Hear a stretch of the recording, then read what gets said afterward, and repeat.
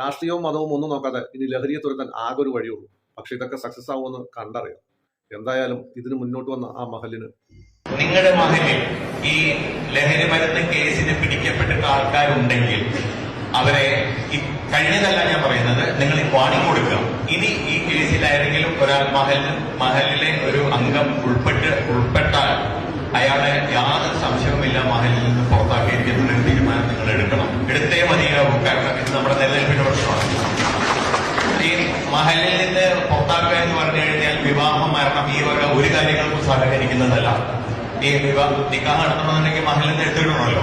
അത് കൊടുക്കില്ല എന്ന് കട്ടായമായിട്ട് പറഞ്ഞേക്കണം. കൊണ്ടുപോയി യാതൊരു വിധത്തിലുള്ള ദയാദാക്ഷിണ്യം പാടില്ല. ചിലപ്പോഴൊക്കെ സംഭവിക്കാൻ ഈ മകൻ ഇതിന്റെ കച്ചവടക്കാരനായിരിക്കും, വാപ്പ നിരപരാധിയായിരിക്കും.